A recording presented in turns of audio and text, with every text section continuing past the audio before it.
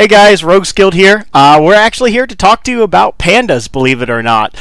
We actually managed to take 2 to top 8 at GP Vegas this last weekend. Cole, Pat, how are your matchups there? How did you feel about the deck? I felt amazing. I gave up 1 game in Swiss, not a match, 1 game. So I was pretty lucky, I guess, in my matchups, but I think Panda has a really good matchup spread going against the current field of decks. Yeah. The only thing you really fear are darkness decks. And nobody's playing Lucifer right now, thankfully. There were 0 Lucifers at that event, weren't there? Yep. Yeah. As far as I know. So basically... No, I believe that's... Oh, go ahead. Sorry. No, I believe it was exactly 0. Yeah. And so just some of the reason why we really arrived at this deck is there isn't a whole lot of J-Ruler removal in this format. Most of the Resonators kind of replace themselves. You've got the Air Orphica loops going for the deck. You've got Barrier on Bodyguards, on Gem Technique Warrior. It's just really hard to actually deal with your board state, and then Taegrus being a J-Ruler and no removal just means that having that as your win con makes it really difficult for the opponent to actually interact with you in any way. And you basically just have a quick cast single target final battle at all times. It allows you to constantly trade with the opponent. Those are just kind of the reasons why we started latching onto the deck in the beginning, and just through testing we actually started seeing that some of the matchups were a lot more positive than we thought they were going to be. However, we took 3 very, very different lists from each other. Cole's list is very control Taegrus. You can see 4 Miscalc, 4 Chastising in there. He also plays 4 Rainbow Shimmers. I opted only to play 2. Patrick Collins actually shared that similarity with him, running 4 Rainbow Shimmers, but he went for a much more aggressive build. So we'll kind of start with Cole here first. You took first place, right, in top 8? Yep. And you also took first in Swiss, You were right? there. You're right next to him when he topped. Dude, what happens in Vegas stays in Vegas, okay? I don't remember. No, but so your list really seemed to opt more for the control variant, especially with the 4 Miscalc, the 4 Chastising, only 1 Rose Quartz. Why only 1 Rose Quartz? So, because I'm the control variant of the list, I'm not playing very many Pandas in the main deck, actually.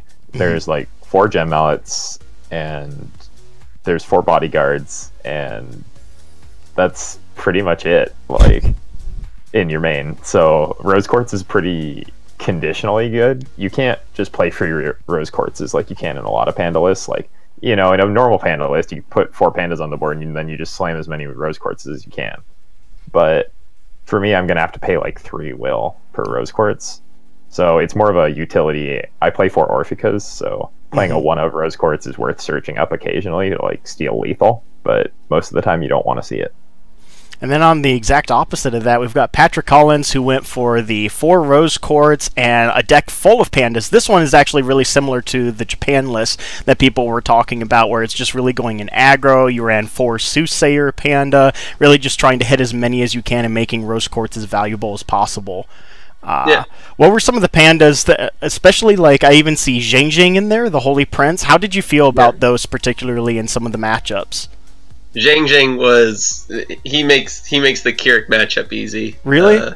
Well, you just mull hard for pretty much those guys and Pandas in your hand, and when you play him, you gain 1,000 life, you kill a PLELE, and then you have a dude on board, and those are 3 things Keurig doesn't want happening to it all in one card. Very true. So, and you're developing a body while doing that, so.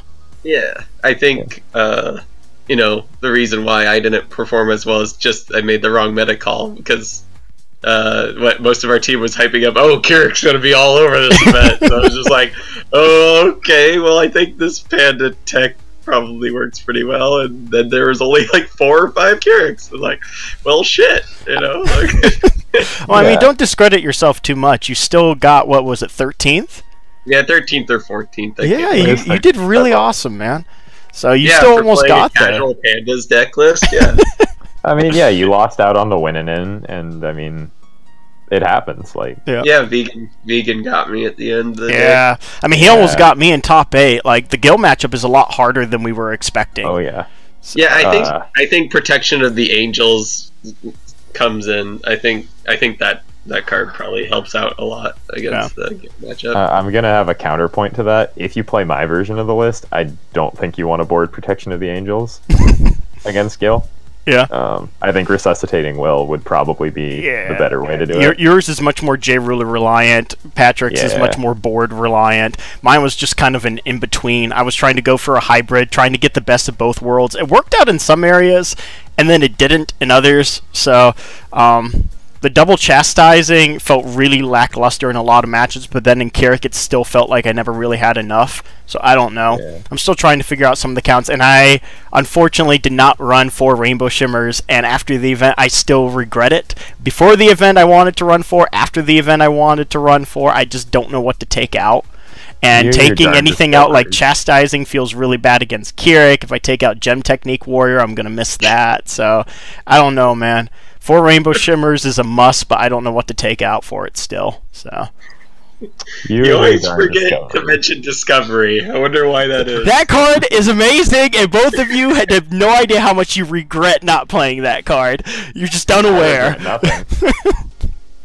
Neither Cole nor I played that card. Yeah. Like, yeah, what was the reasoning? Why did you guys choose not to play it? Do you want to go? How about you go first? Well, I need list? as many panda bodies in my deck as possible. And then the other... So, like, 30 cards in my deck are pandas. Like, the hard 30 pandas, then 4 Orphikas, then 3 Flourishing, and then 3 Arrival of the Hero. Mm-hmm. So, I mean, it would have to take place of Arrival of the Hero. Mm-hmm. And at that point, it's like, I don't really need a gem and just to, like, draw a card, because I already have, the Garnet, the Gem Minister, and then also Soothing Panda, Soothsayer Panda. Yeah. Yeah, so those 8 cards are already drawing me, pandas. Mm-hmm. So I don't really need that kind of filter. Yeah. Does the same go for you, Cole, or? Well, for me, it's kind of... I felt like, as a control deck, I really didn't have time to pay 1 will and not get something immediately out of it. Like, I understand it's very good once you've judgmented, because you're essentially paying 1 white to give target J Resonator -5/-5 and draw a card. Like, that's really efficient removal. Mm-hmm. Like, really efficient. But I felt like I never had extra will most of the time. Like, for me, my Gem Mallet Pandas tended to die on impact because I play so few Resonators that people care about in the first place. Right. So they kind of can afford to remove my Gem Mallet Pandas, whereas for someone who has Rose Quartz, they have to be a little more careful about how they use their Blade of Faiths, for example, or say, like, Rapid Fire Sandstorm. They have to be a little careful about when they actually pop it off. Yeah, for me personally, I just really like the idea of always being able to leave like 1 or 2 will open while passing to the opponent. Just say, yeah, I've got Chastising, yeah, I've got Flourishing or Miscount. And then, oh, okay, you're not actually pushing aggressively into me, you're not trying to kill something. Cool, I'm just going to take advantage of that extra will now, and I'm just going to use a Discovery or Rainbow Shimmers. Another reason why Rainbow Shimmers needs to be a 4 of in the deck. But yeah. I would have to figure out what to take out for that. And it's not Discovery, but... So, overall matchups, I wound up facing against 2 Keurig, 2 Brunhild. I faced against you, Cole, so it was a Panda Mirror. And then what was the other matchup that I faced against? The most important matchup, Panda Mirror. Yeah. And there was something else that I wound up facing throughout the day. I can't remember what it was. You played against a black-white Brunhild. Yeah. That was round 1. And then I played against Josh, who was playing the aggro Brunhild, and I 2-0'd that. So. IU on stream. Yeah, that's what it was. Yeah, 2-0'd the IU. Forgot about that. So. Yeah, it made your deck look super aggressive. Yeah. Hey, I got the best of both worlds, man. I mean. Oh yeah, I actually think your deck is the better version of the deck I ran in the end, because you have the ability to actually aggro down the Gills and the IUs a little more easily. Yeah. Well, you just have to wait till game 2 or 3 to do that. Yeah. At the same time, I think I'm more comfortable with the version I ran, so maybe for me it wouldn't have been the better deck, but in general, I think your deck is the best of the 3 lists we brought. I actually do have to agree with Patrick, though, that I think Jing Jing helps a lot in the Kirik matchup, especially after playing it with the miscalcs and the chastising and originally thinking that was barely enough, and now just sitting there wondering maybe it would have been better just to play the Jing Jing. And just really wishing I could, but unfortunately when we played the list as we do, where we've got like Rainbow Shimmers and Flourishing and Miscalc and Discovery, and then especially like Orphica and Air, it's really hard to maintain a high Panda count in your hand. And so unless you go full into the Panda theme, it's almost impossible to use Jing Jing effectively. And so you got to kind of toss that back and forth. Maybe it's a sideboard option at that point. Maybe I should have done that. Side it into a really heavy Not in your Panda deck. lineup. I think my deck's the only one that can handle him. You need to be able to get up to 1,000 damage against Kirik to kill off their PLELE. Mm-hmm. Yeah. I don't think either of your lists can play the Prince, even though as much as that would be great, but it wouldn't work out. Yeah, we have the better control matchups. You have the better aggro matchups, unfortunately. So, and unfortunately for you, there weren't enough aggro matchups there, and it just turned out like that for you, which was really disappointing. But you performed really well throughout the day. One common thing that we all do share, we obviously have the 4-gem mallet. That's an obvious staple in all these decks. 4 bodyguard, just an absolutely busted card that's hard to interact with. Card of the deck. Yeah, that makes the deck. Just can't interact with it. Barrier 700 defense above most things. I mean, like Hanzo has to resort to Sandstorm, Rapid Fire, Flip, use Sandstorm again, or like Rapid Fire, Flip, use Rapid Fire again. It just becomes really problematic for Hanzo or any deck to interact with those kind of boards outside of Ruined Story. But then they've got to get rid of the rest of your Resonators, and we've got pretty wide boards from our Orphicas and Gem Mallets and Airs, so it's just hard to... Pandas. Yeah. I think the only thing that actually has decent interaction with it is Disciples Lorite. Just that 2-card combo where Disciples can swing in with 9/9 in the air, precision into the 1/7 bodyguard. How difficult was that for you in your Hanzo matchup, Cole? Well, on one hand, it does suck to lose your bodyguard to that. On the other hand, that means they didn't hit your face for 9. You are playing 4 Flourishing Hopes, so you can really punish them if you have any will open and they like tap out for it, and don't have a Ferrous spell, and then I mean, sure they gain 9 life, but life isn't really a problem in the Hanzo match unless you're going into sudden death. Yeah, no, you're just grinding with Hanzo at that point. So yeah, at a certain point in the game, like if I'm still alive by like turn 6, and they're not swinging for lethal, Hanzo's probably dead. Yeah, I agree. But the other thing we also did share was actually Gem Minister. This card hasn't really been played a whole lot before now, and we all decided to run it as a 4-of. I think the card is absolutely busted. What was that? They said none of these cards have been played that much. Well, yeah, no, but I mean, you look at like the Japanese, yeah, Gem Mallet is like the only one.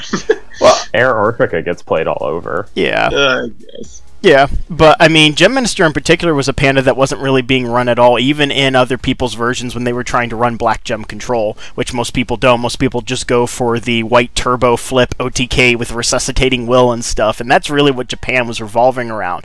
We really like to sit back while applying pressure with our Resonators, taking our time flipping, and then when we get around to the point of flipping, we're like, okay, cool, even though our pandas weren't necessarily that big, now they can just out-trade with anything. We have the best J-Ruler removal in the game. We can out-trade with any Resonator. We can spot removal Resonator. Adam's sitting off to the side as a 0/10 that can't be interacted with. Oh, we can interact with it.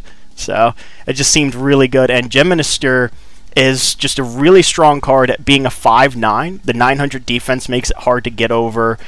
He comes in, draws a card, replaces itself in value, and generates a gem of your choice. And because of that, he winds up just being the best Orphica flicker target, in my opinion. How often were you guys actually flickering him over everything else with Orphica? Well, for me, it didn't actually happen that often. Really? Why don't you go first, Patrick? Sorry about that. Yeah, the only flicker target, at least I had time for, was a Gem Mallet.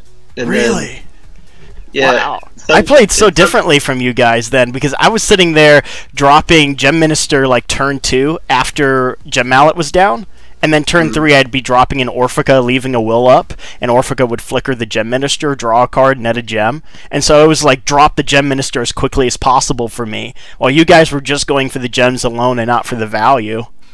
Yeah, I guess I just didn't see that combo in my hand all too often. Well, I mean, yours was also really aggressive, so you just wanted bodies on board, and so you needed to be more efficient with will. Yeah. But I'm surprised Cole didn't do that. Was definitely a card I wasn't playing all that often during the day. So what I would say about my deck is Gem Minister is actually a really awkward card in the list because you're paying 3 will for something that just puts a body on the board, which is good, but it's sometimes a little slow.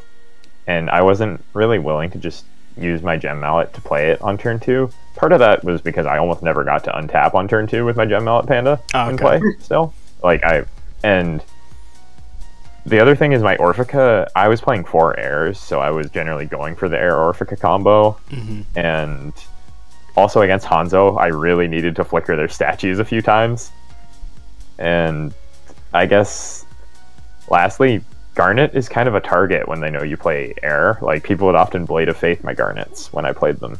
Yeah. So, well, I was wanting to do that so that it would bait out the Blade of Faith as opposed to being used on Orphica or Rose Quartz. Yeah, absolutely. So. It's way better if they shoot your Garnet. It was almost like a lightning rod for people's removal, I felt like. Yeah. Which, by the way, why no airs, Pat? I think they're in my sideboard. Yeah, but, you've got 3 airs in the sideboard, none in the main board. So it was just gung-ho on the full aggro theme. It's too slow. It just ends up being too awkward of a card, at least when it comes to the aggro matchup anyways. I also feel like there really aren't much better Blade of Faith targets other than Orphica in your deck. And so then at that point, like, it becomes really difficult to rely on an air Orphica combo if all your Orphicas are just getting bladed. So yeah, I mean, I was doing enough damage to where I didn't. Yeah. And then I'm drawing enough cards to where I don't really need the air Orphica combo. Yeah. So one of the big... I mean, I had to bring it in to at least one matchup, I believe. Yeah. So one of the big things that all 3 of us are actually lacking in our list compared to previous lists for Taegrus, we're not playing Resuscitating Will.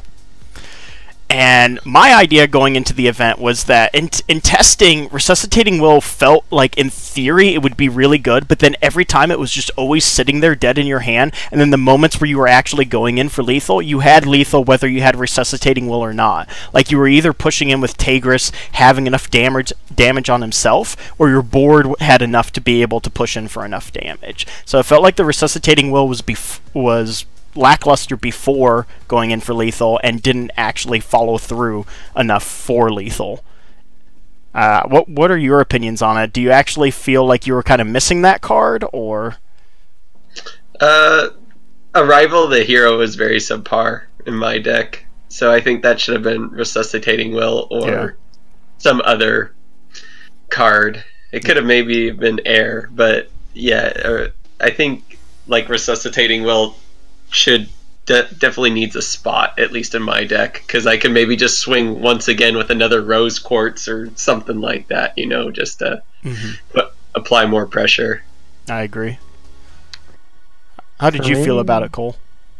I actually didn't miss it at all, because as the control version of the deck, it's never like I'm racing my opponent to lethal, really. I mean, maybe if I'd played against a Keurig or an IU, I would have felt differently. But for me, it was like once I was in control of the game, I wasn't attacking really to like try and kill my opponent. I was just preventing them from interacting with me anymore by just killing their board every turn and hitting for either 8 or 13 with my ruler. Right. I mean, I often had to just tap for a stone for like 3 turns after I judged, so I wasn't going for the kill anytime soon. Yeah. I will note though that I think in the Gil matchup, resuscitating is important.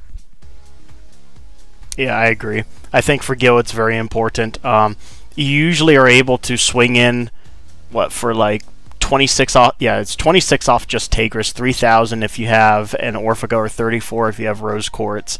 But you're usually not able to combo those cards effectively with Taegrus against Gil. He's usually disrupting everything. So at that point, you're usually only hitting the 26, and he can search out Agonies and things like that. He can search out Lorite to prevent you from untapping. So it becomes really difficult to try and push in for that burst damage And Resuscitating Will just helps you get there sometimes, so I think that would really do a lot. Especially, it kind of incentivizes you to early flip at that point, while before, if you don't have that in your deck and you choose to early flip, you can get really punished if they actually do have the answers to prevent you from committing to lethal, and then you didn't get to sit on your front side and build the gems that you actually need to kind of grind with them. So, yeah. One thing about sitting on your front side is the only difference between being back versus front, other than like, you know, you judge so you missed a stone, is you're not getting white gems. Right. And if you're not actually attacking with your J ruler, you kind of don't need light gems. So for me, I found flipping, it wasn't really a problem a lot of the time. It was more I was flipping when I felt like I could protect my ruler. True. Not like I needed more gems, I guess. I mean, obviously I wanted more black gems always, but that wasn't a because I flipped or didn't problem. True.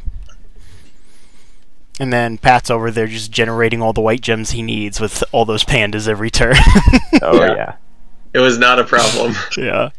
Oh, man, I wish I could have had that many white gems. Only in the Brunhild matchup did I actually have enough white gems, or did I feel like I had enough white gems? Just because you could always sit back. That matchup is so easy. It's so free. There are a few things they can do. Like, some people were talking about how you could implement Bewilder plus Brunhild's Wrath, and that you would be able to tap down Taegrus and then attempt to use that to kill him.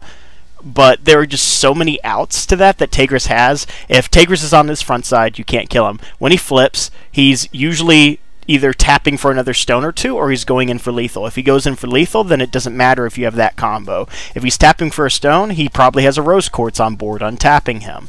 And then, like, I can burn 2 white on my turn to make sure he untaps. Then when it goes to the opponent, he's untapped. What, are you going to Bewilder and then Brunhild's Wrath, and then I'm just going to untap in response? So Doesn't the spell fizzle if you untap Yep. it in response to the Brunhild's Wrath? Yeah, so I don't like that out to it. Our team in particular, Josh and Jonathan, had come up with how Raw is the really big ticket, using Protection of the Angel to pump something to where it can't be interacted with because it can't be chased and it has barrier. It gets really big, and then you basically try to spear down Taegrus, and you use Raw to deflect their Flourishing Hopes, and you get a head on will because you run Gem Mallets and Acolytes. So it's a really cool theme. It just never actually works out in practice, because if Taegrus realizes it, they can just push in before you can actually develop enough will to combo all those cards together. And the 4 Rainbow Shimmers just ensures you're sitting on like 2 to 3 Flourishing Hope every time.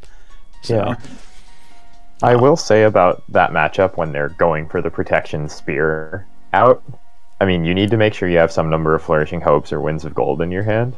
But generally, the way you don't die to that out once you have that, because they're probably going to have as many spears as you approximately, so it's a rather risky thing, is to actually keep them off will by killing their mana dorks. And I agree. If you have enough black gem production, you can sort of wipe their big stuff every single turn.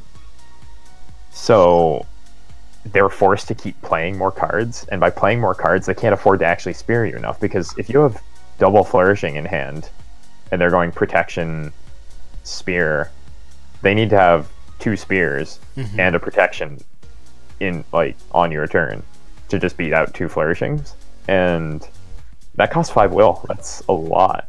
And we spent 2. Yeah, so you can kind of develop your board while they kind of can't. They're forced to leave up a bunch of will when they try and do it. Yep. And then especially if they're not dealing with your Gem Mallets, and your Gem Mallets are recovering at the end of every turn due to Rose Quartz, makes it really easy to out-tempo them when it comes to will at that point. Yeah, they're in the awkward spot where they have to kill your J-Ruler, but you're also flooding them on the board, and they can't deal with both effectively. Yeah. Now, something we also did share was double black tiers. In my opinion, it was really in there for Jizo, and it was in there for machines, obviously. I didn't really need it for Jizo, in my opinion. I don't think Jizo actually pressures us enough, but you actually had some issues in your game 1 against Delaney. Well, if they're on the play, and they open turn 1 Jizo into turn 2 Yokai for 2 more Jizos, you're probably dead.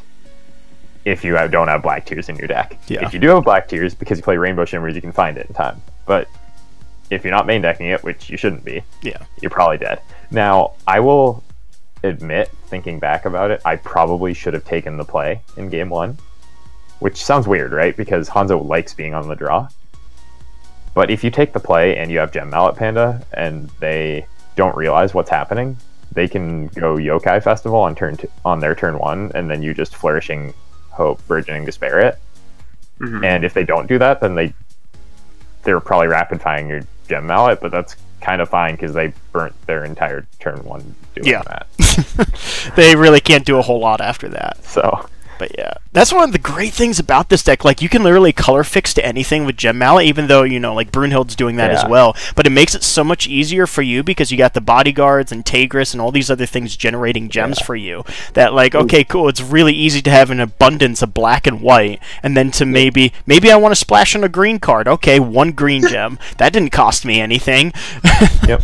So it makes it really easy to splash, and then the 4 rainbow shimmers just ensures that you can always find what you tech in. Like, your sideboard can be just a bunch of 1-ofs and 2-ofs, and you can always find it. So this deck is really versatile. The biggest problem is just handling that aggro, forcing you to flip early. So yeah. But overall, I loved the deck. It was a ton of fun to pilot. We all performed very, very well with it. Anything else that you guys want to say about the deck before we kind of close out?